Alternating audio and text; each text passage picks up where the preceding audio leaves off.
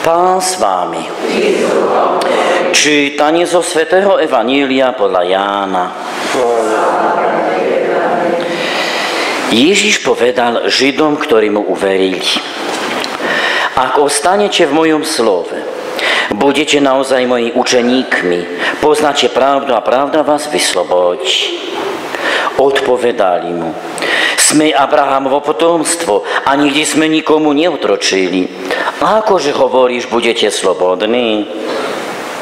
Ježiš im povedal: Veru, veru hovorím vám, každý, kto pácha hriech, je otrok. A otrok neostáva v dome navždy.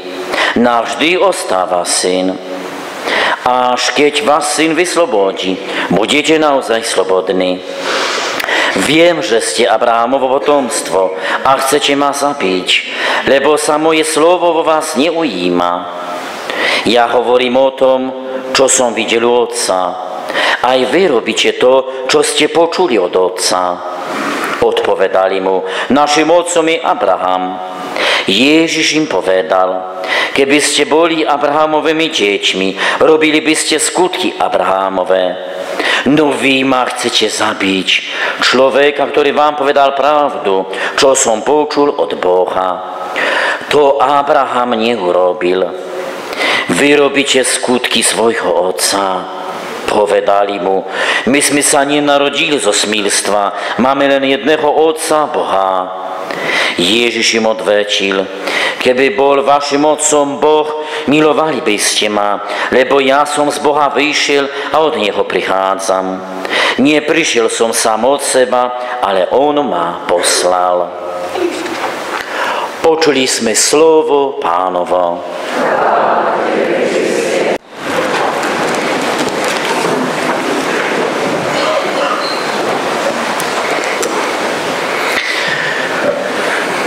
Milé deti, drahá mládež, drahí bratia a sestry, prežívame rok 7 bolestnej Panny Márie. Bolo by, hádam, zlé, keby počas misi nebola aspoň jedna prednáška venovaná práve jej. Tak by som začal: Niet krajšieho slova ako matka. S týmto slovom matka sú spojené najkrajšie roky života. Matka, to je veľký poklad. Hoci si to nie všetci uvedomujú, možno pomerne málo detičky, akým veľkým pokladom je mať mamínu. Ona je slnkom v rodine, alebo hovorí sa ohnízkom, pri ktorom sa môže zohriať jej manžel a deti. Teda Pán Ježiš tiež chcel mať matku, ktorá by ho pritulila, poboskala, potešila, tak ako každá mamička, ktorá sa stará o svoje deti. Avšak Ježišova mamička bola výnimočná. Ona bola počatá bez poškvrny hriechu. Preto sa z nej narodil človek a Boh zároveň. Preto, milí veriaci, Boh pre svojho syna si pripravil, či skôr stvoril ženu, ktorá bola bez najmenšieho hriechu. Kto si tak veľmi výstižne povedal, že Pán Boh stvoril pre ľudí to krásnu zem a pre seba Matku Božiu. Niekto iný zas porovnal Božiu Matku s nebom na zemi, v ktorom si našiel svoj príbytok Boží syn. Alebo ešte niekto tak pekne povedal: to bol prvý bohostánok na zemi. Spýtajme sa dnes, či existuje krajšia bytosť ako Panna Mária. Okrem jej syna niet nikoho na zemi, kto by bol tak oslavovaný ako ona. Na celom svete bolo napísaných mnoho piesní, básní, vytvorených tisíce sloh, namalované nespočetné množstvo jej obrázov. Ona je vždy krásna, vždy a všade milovaná, uctievaná. Tam, kde sú veriaci ľudia, tam nie je ani jediného kostola či kaplnky, v ktorej by nebolo obrázu či sochy Panny Márie. Jej obrázy sú prítomné v každej kresťanskej rodine. Ona je prítomná v putnických miestach na celom svete. Bez nej cirkev bola by chudobná a kresťanský život by bol smutný a ťažký.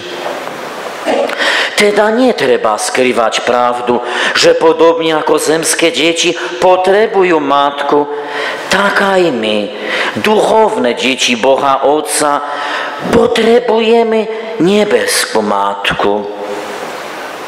Ona je často balzámom v našich utrpeniach.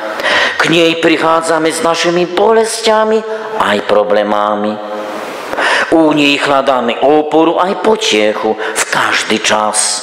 V radosti či žalosti, v utrpení aj bolesti, vo veselosti i smutku. Pán Boh nám ju dal ako veľký dar. Stalo sa to na Veľký piatok, keď bol Pán Ježiš vyzdvihnutý a pribitý na kríži. To nám pripomína svätý Jan. Pri Ježišovom kríži stala jeho matka, sestra jeho matky Mária Kleopásova a Mária Magdaléna. Keď Ježiš uzrel matku a pri nej učeníka, ktorého miloval, povedal matke: žena, hľa tvoj syn. Potom povedal učeníkovi: hľa tvoja matka. A od tej hodiny si ju učeník vzal k sebe. Drahí bratia a sestry, podľa učenia Svätej Cirkvi pri Ježišovom kríži svätý Jan reprezentuje celé ľudstvo a zároveň každého z nás. Teda každý kresťan je pozvaný, aby si vzal Pannu Máriu za svoju matku. Je to, ako sme si pred chvíľou povedali, výnimočná matka. Jej nádhera plynie z toho, že bola úplne zjednotená s Ježišom vo všetkom, taktiež v jeho utrpení. Preto sa hovorí, že Mária s Ježišom spolu trpela a takým spôsobom mala podiel na spáse sveta. Pre túto príčinu si Mária vyslúžila u Boha nekonečnú zásobu nebeských dárov a milostí. Cirkev poučuje, že Pán Boh nedáva dary svojich milostí ináč ako prostredníctvom orodovania Panny Márie.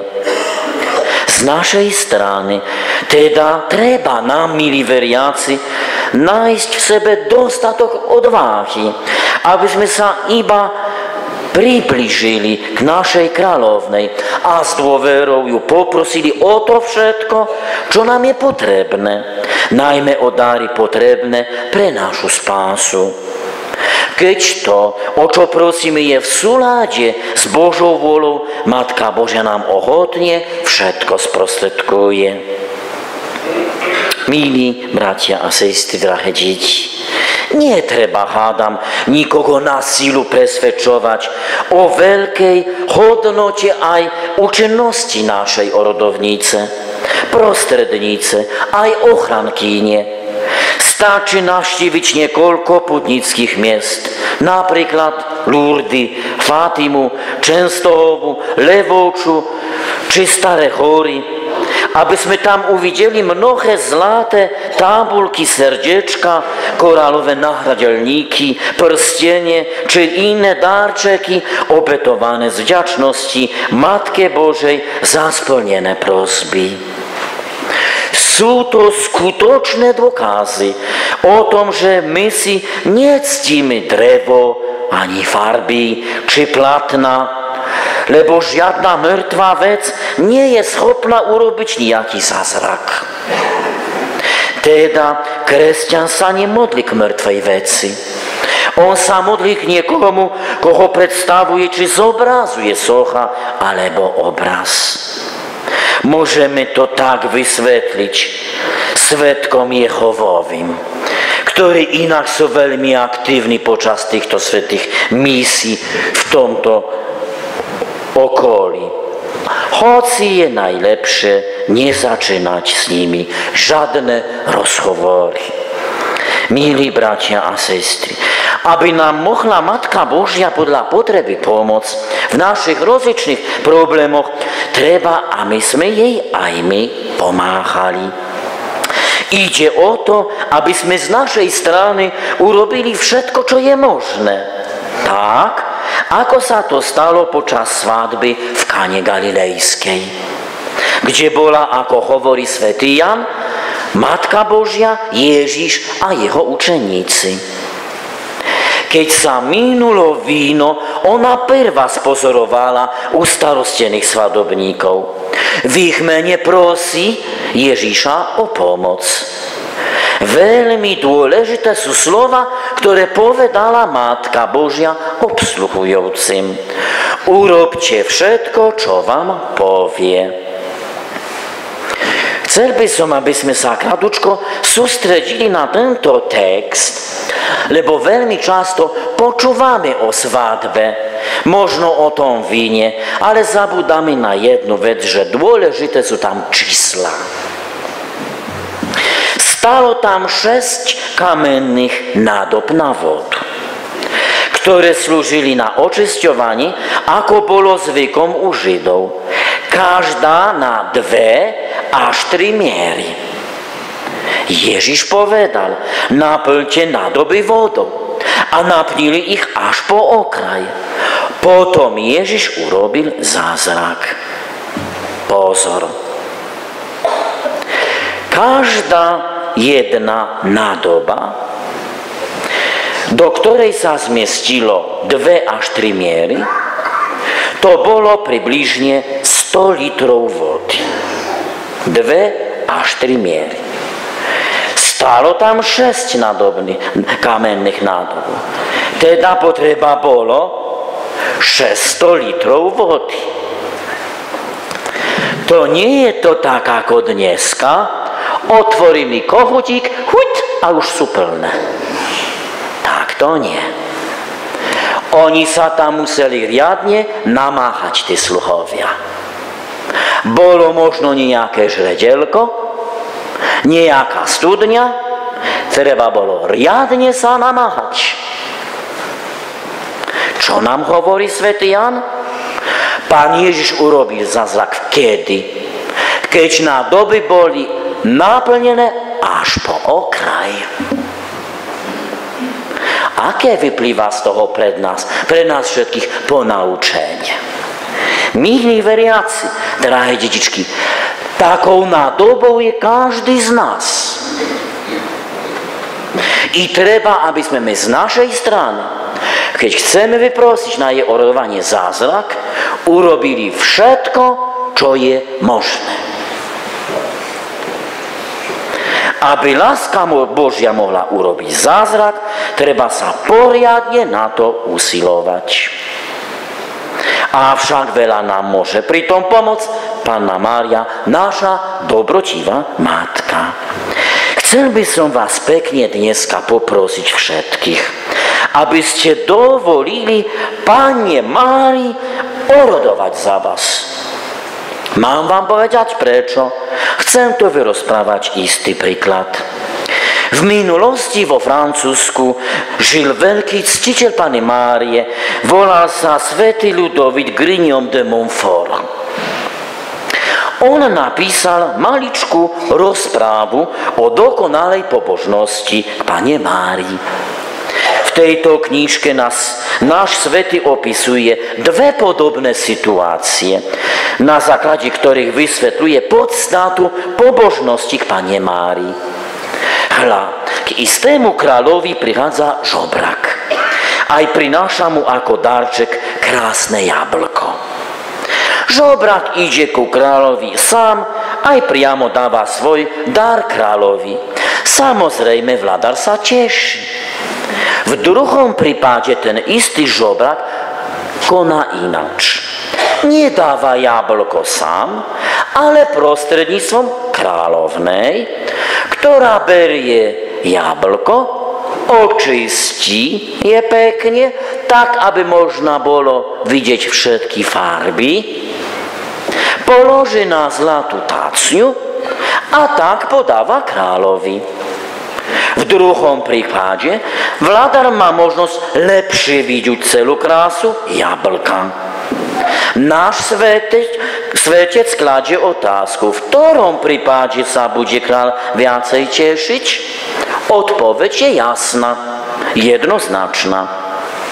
Podľa svätého Ludovita Grignon de Montfort každá naša práca je viac či menej poškvrnená sebeckou láskou. Avšak, keď je obetovaná prostredníctvom nepoškvrnenej, stáva sa najvzácnejším darom hodným Pána Boha. Z každej povinnosti či práce obetovanej jej prostredníctvom Pán Boh sa bude tešiť o mnoho viac. Milí veriaci, aby ste mali odvahu prosiť Pána Boha o potrebné dáry prostredníctvom Matky Božej, chcel by som vašu pozornosť upriamiť na akýkoľvek obraz Matky Božej. Nie je ťažko zistiť, že je ona takmer vždy zobrazovaná a malovaná s Ježiškom na rukách. To je tak, ako by nám chcela povedať: modlite sa ku mne.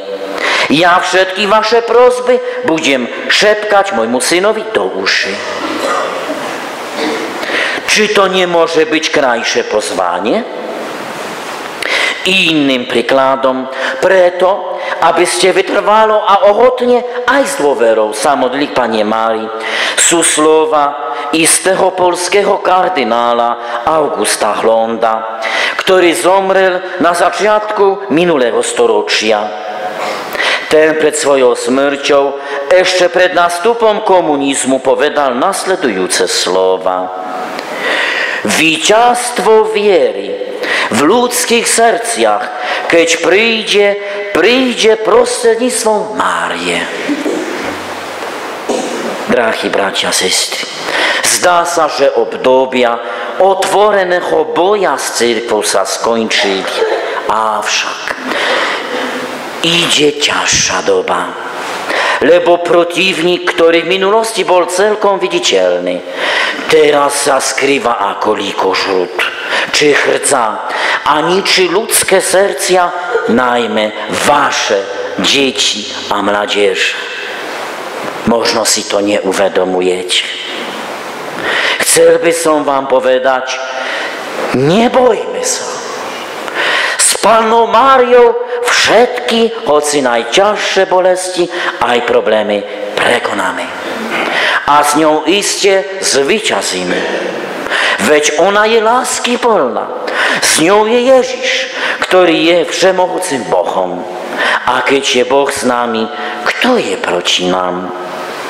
Teda prosme našu najlepšiu matku, aby nám pomáhala v našom každodennom živote, aby sme vďaka jej pomoci boli schopní konať čo najviac dobrých skutkov, aby sme vďaka jej orodovaniu premohli všetky naše slabosti a chyby.